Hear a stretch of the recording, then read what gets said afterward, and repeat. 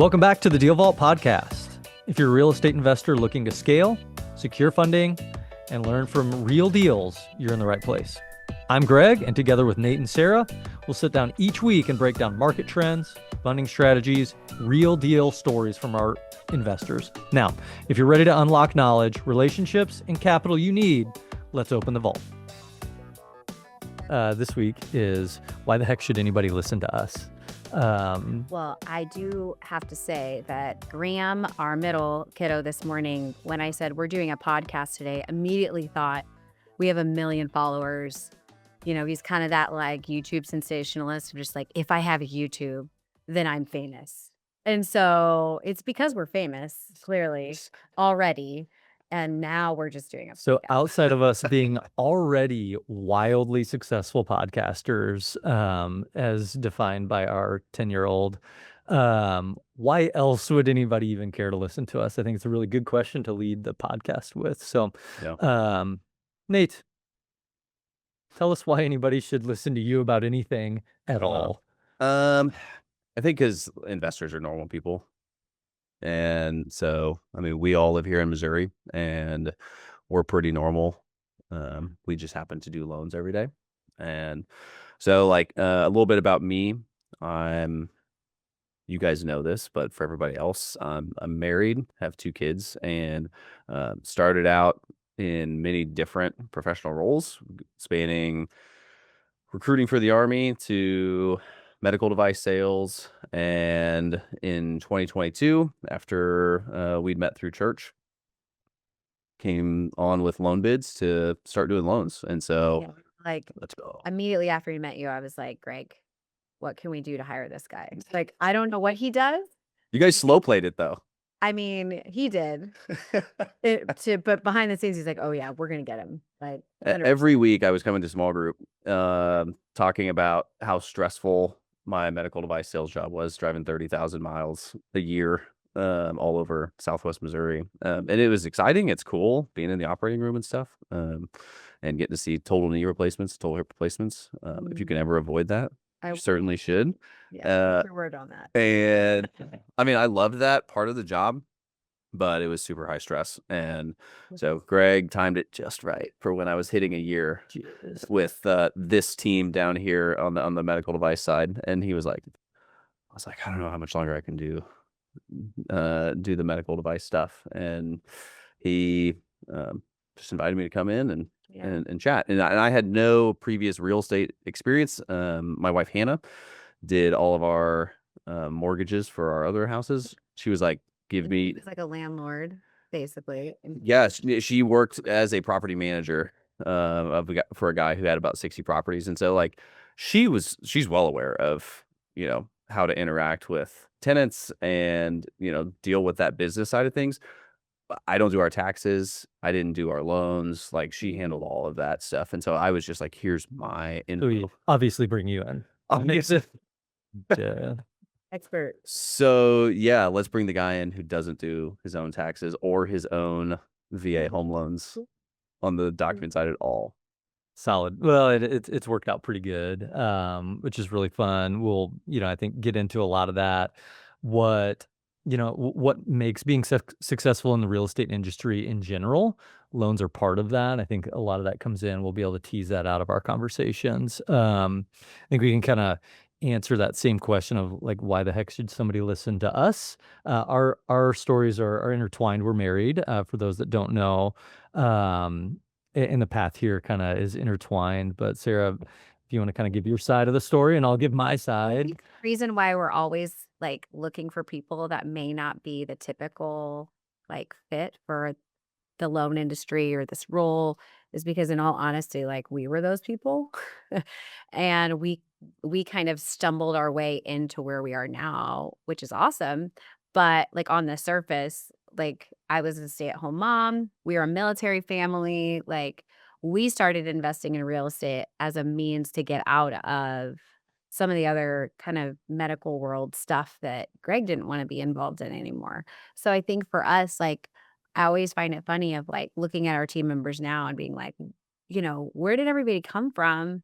Because we also like see that in other people because we didn't necessarily have on paper the mortgage experience. We obviously had someone in our family that had the mortgage experience, but we didn't really bring a whole lot to the table. Like from like if you would have asked us, like, is this where you see yourself going? We'd be like, really? Like, I mean, I'm here for it, but I don't think I would have. We were just laughing about it as we were traveling. Like, I don't think we would have, like, in our wildest dreams, like, and we're pretty big dreamers. Like, we can handle change and we like to kind of like be like, that sounds awesome. Let's do it. Let's go.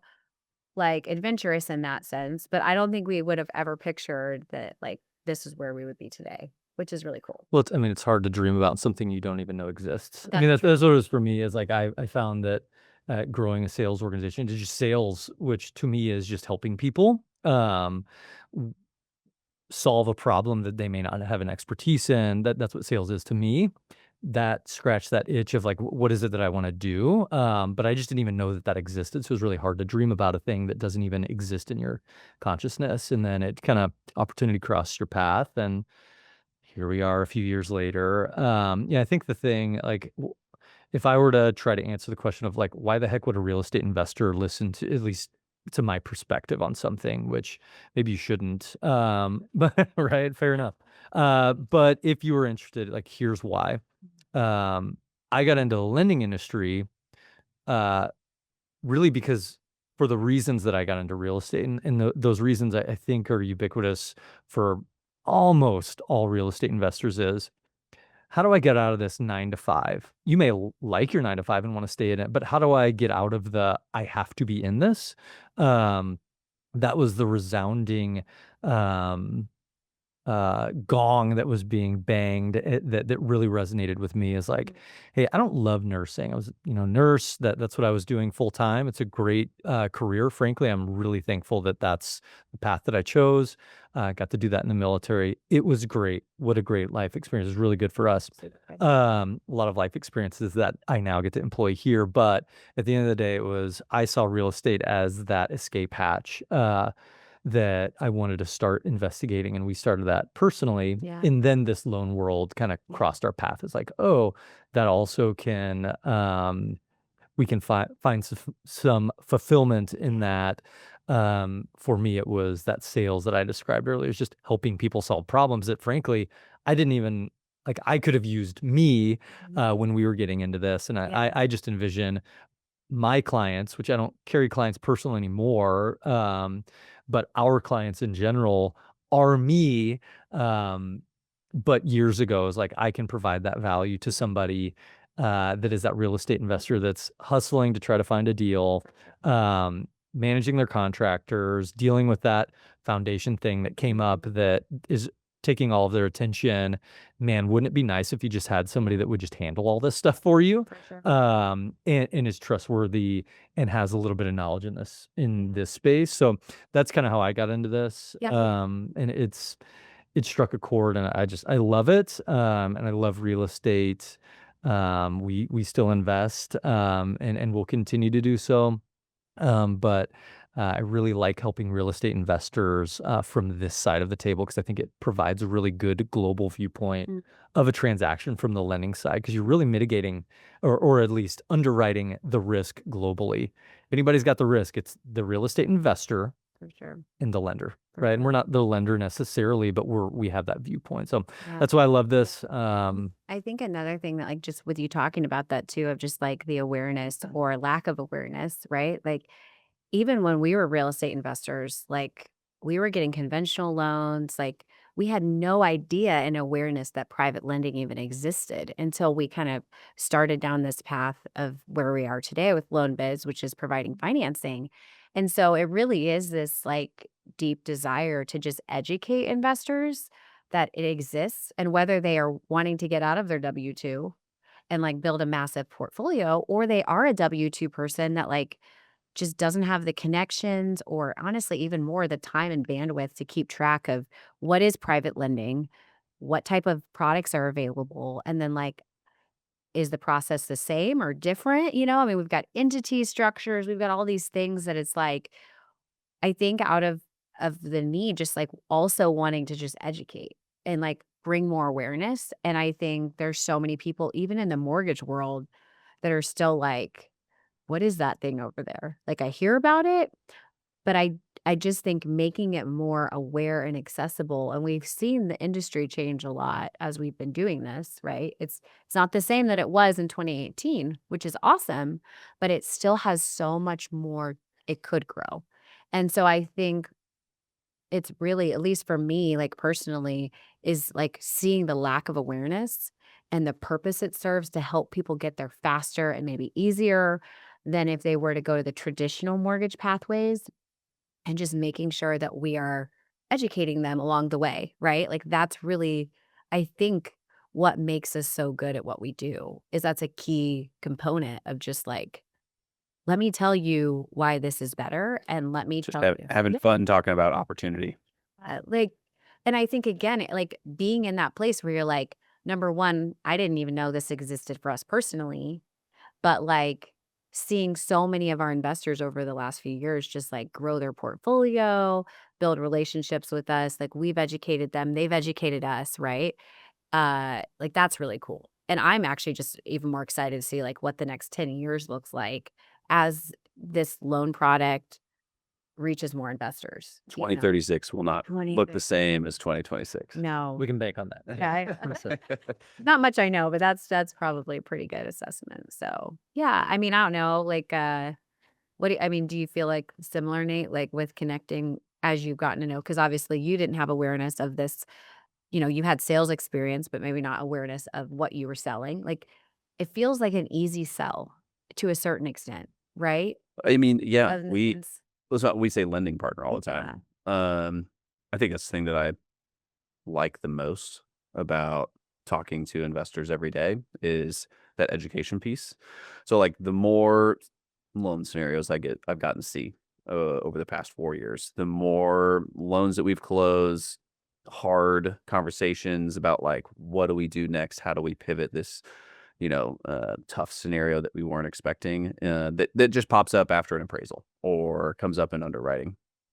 That's made me better for just continuing to understand guidelines even better, something that, an investor shouldn't have to keep track of, yeah, for themselves, and,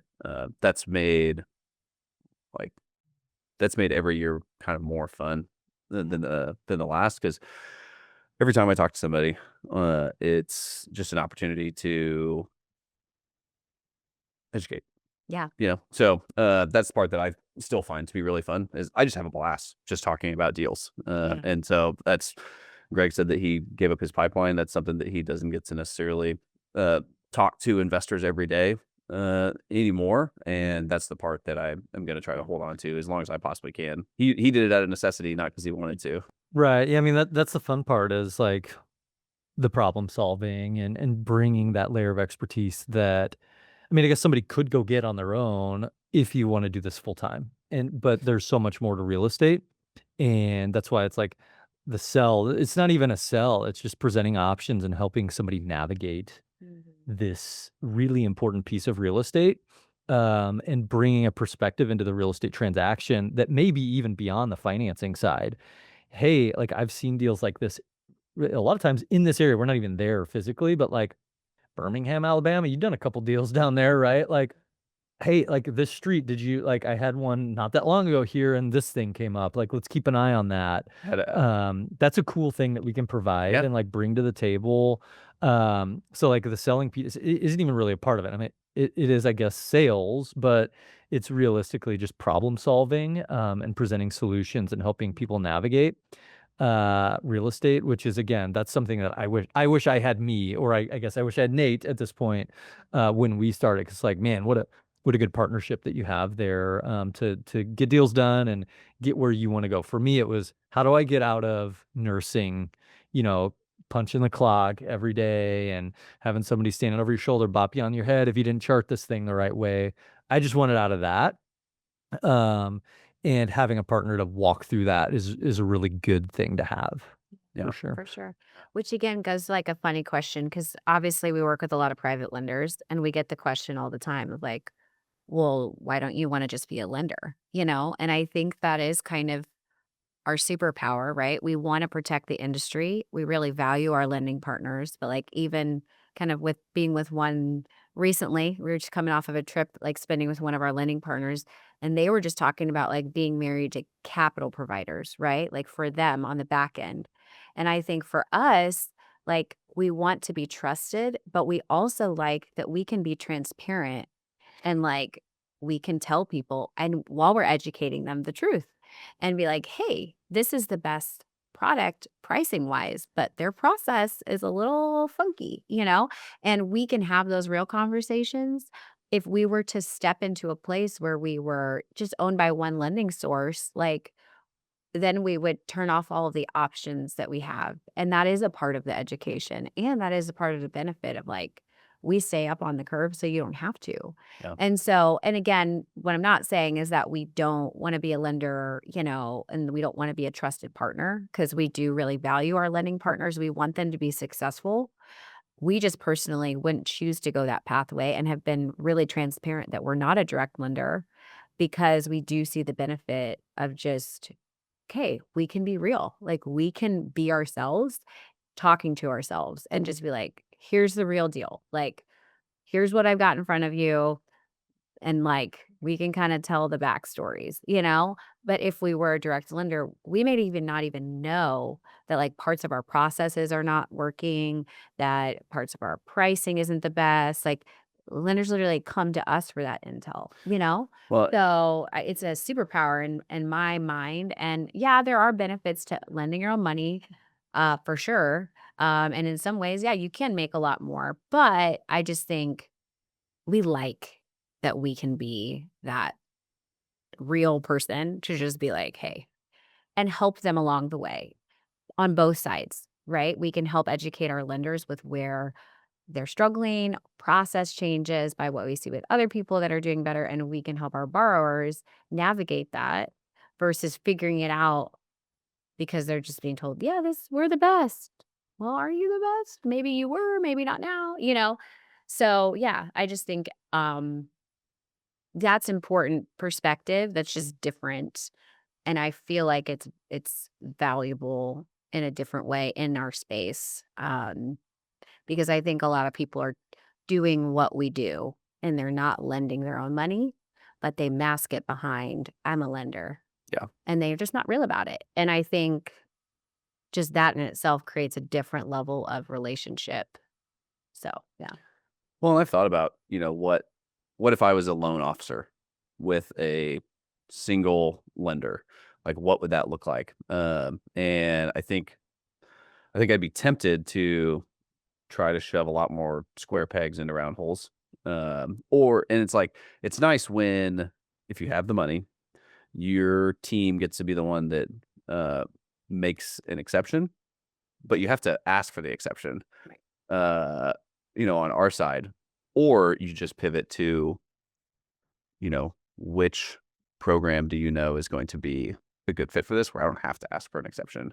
Right. So, for me, like the flexibility and the options, it completely avoids the uh, pull to, you know, shave off some edges and like, Yeah. let's make this square peg, fit in this round hole because it Mhm. usually isn't exactly what the investor is looking for. So it's like, okay, let's just figure out exactly what you're looking for. And let me talk to you about the different options that you have and why that is or is not reasonable. And then that's where the education part comes in is when people think that they want something that maybe they can't have yet. Maybe it's a rehab loan that they just don't have maybe they're not hitting a minimum loan amount. That I want 90% of purchase, 100% of rehab, and it's a 50K loan. And this is my very first deal.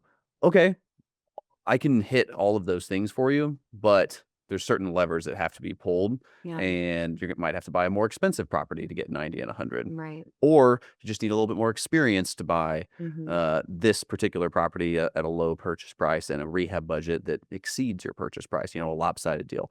So then I get to talk about all the different ways that they're pulling from different scenarios that we can do. We just can't do them right now Yeah. based on that. But let me talk about what's most realistic and, what's the biggest implication in the investor's mind. Yeah. And like, oh, the biggest implication is I have $20,000 that I need to do something with.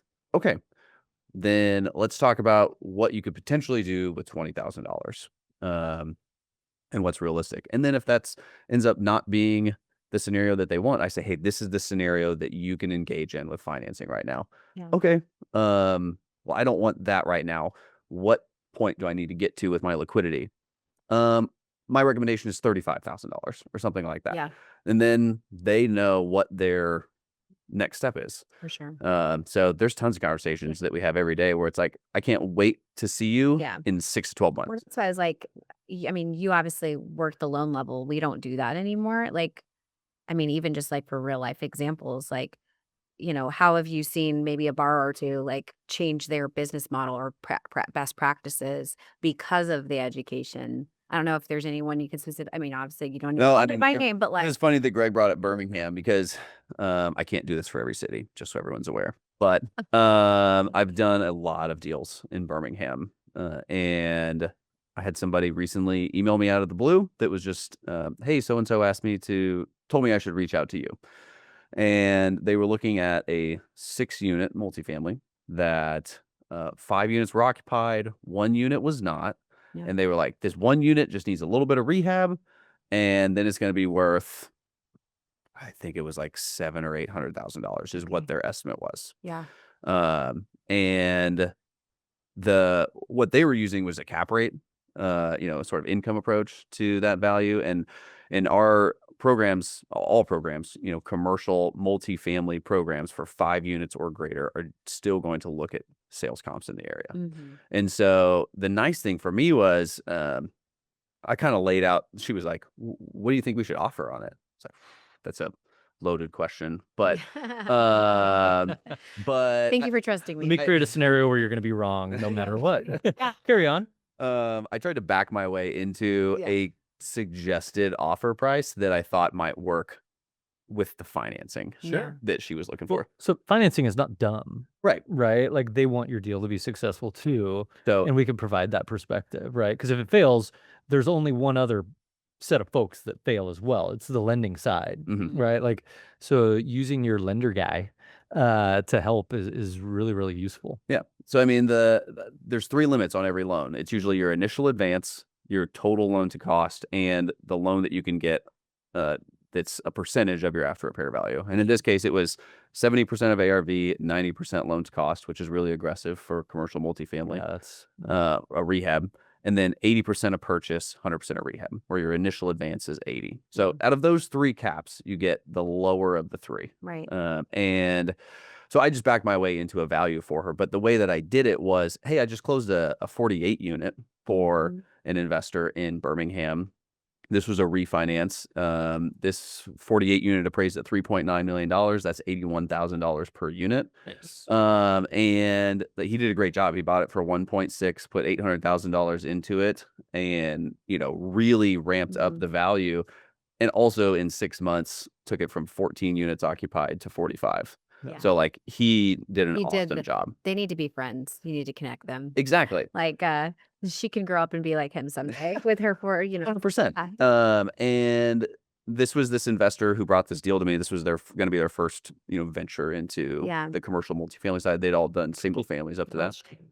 But I was able to say, hey, $81,000 per unit there. yeah, Here's where some 8 units that I've done in Birmingham have appraised, around $500,000 to $550,000. That's about $67,000 per unit. mhm, So I'm just not seeing this 6 unit math out to $700,000 or $800,000. right, It's probably going to be more in like the $400,000 to $420,000 yeah, range, and that gave them some good perspective for sure. on, is this one that I should pursue? And Yeah, they took my suggestions on maybe offer price to make the financing fit their deal. yeah. They took that offer to the seller. Seller's not ready to accept that offer yet. Yes. Which Let again, I think the multifamily thing, and this is just my opinion, I think it's a status symbol. Like, I think a lot of people overprice their multifamilies. Like, they don't make sense on paper because it's like, I own a multifamily and that is the value in itself. Because if you look at a lot of them, like most of them are overpriced. If you took that cost deal's approach. gonna come back. Yeah, I That don't deal's gonna come I don't back. back. Like, it's just because if it doesn't make sense for one person, like, outside of running across somebody that doesn't own a calculator, which there are those people out there, like, everybody's gonna do very similar calculations. We're just going to have, probably be able to do it a little faster and have some teeth behind it. That deal comes back, right? It's just a matter of, does that borrower want to stick around on that deal? That's fine if they don't. But that deal comes around again, and we'll be here to transact on that. Yeah. And what we want to save that person from is getting under contract for $600,000, and that as is value comes back at 3. And you're having to like put more money in to force a deal to happen that you don't really want to do, but it's got to fit that way. And now as the investor, your cash on cash return goes from 25% to 3%. And it's like, well, yeah, but I'm in this deal, that's a tough spot to be in. And in the financing perspective on that, that's how it can align with the investor side. One thing I wanted to bring up that you said, like, hey, I could go be a lender. You brought up some really good points. You did fail to mention the most important one, Nate. Just want to draw your attention to this. Is it is really laborsome to climb into an ivory tower in a 3-piece suit every day and then come down to talk to the lowly investor from your ivory tower in your 3-piece suit and keep it clean. It's really tough to do that as the direct lender. Some people manage it. Some people do manage it. Actually, our lending partners are awesome. They're all great. But we don't have to climb down from our perceived ivory tower. We can be on the streets, not be beholden to one shop. And that's what that is, right? We don't ever have to be that guy or gal climbing down from the ivory tower to meet with a lowly investor. If my program, my one program can only deal with properties with property values over $100,000, or heaven forbid, loan amounts over $100,000 for a 30-year fixed DSCR, I can't help you, Mr. Investor, who has the $90,000 single family in Birmingham, which is cash flowing amazing. Hey, that's a great deal. But the borrower brings that to me, and in my mind, I'm like, well, we'll see if we can find a place for this. It's like, cool, I get to take you to one of my favorite programs. They do an amazing job. And by the way, their rates are really great, but they also can go down to $75K on minimum property value. Yeah. Well, but how cool is it though? Like, I don't know if we say this with our sales team, but just like, isn't that what we're looking for? Is like, we want to be like a part of strategy planning, right? When you're purchasing a property, like we want not to just be top of mind for like, give me the best loan, but like, bring us in when you're looking at, should I do this with this property? Like, should I buy this property? What should I buy it for? Like, we can be those experts for them of just even what is really reasonable on paper, because we know that's what's going to get it underwritten and approved, And my favorite thing is surprising somebody not with what they can't do with their financing, but what they can do. Right. Like, because they've talked to a couple lenders, they think they know what their left and right limits are. And then we just kind of like remove those left and right limits and just say, opens up some new opportunities. Actually, here's all the stuff that is available. Yeah, that's really cool. Well, I'm excited to do the podcast. I think we've kind of barely scratched the surface, and just now that we're doing it, like sitting down, I'm like, these are going to be really fun conversations. Hopefully, we get to poke fun at Nate a little bit more. That's, I think, let's just be real. The part of it that I'm most excited for is poking fun at Nate. Roast, right? Nope. It's poking fun at Nate. Anybody on my side? My supportive wife will not poke fun at me. Will obviously poke fun at Nate all the time. But yeah, it's gonna be super fun. Hopefully, this for whoever's listening to this first episode gives them a little perspective of why the heck would I even listen to this? Like, real people talking deals, coming from different places. But at the end of the day, engaging with somebody, not from the ivory tower, on the street level, just trying to get some deals done and move ourselves forward in life. So I'm super excited for the conversations we're going to have. I'm going to just go with what my 10-year-old's advice was, which if you are a podcaster, you are officially famous. So we have arrived. We have already. Thanks, Grammy Bear. I appreciate his support. Shout out to Graham. Yeah, shout out to Graham. Thanks, buddy. Cool. Let's do it. Thanks for listening to The Deal Vault. If you found value in today's episode, be sure to subscribe and share with another investor and leave us a review. If you're looking for help funding your next deal, you can always holler at us at loanbids.com. We'd love to help you on that deal. Until next time, keep building, keep investing.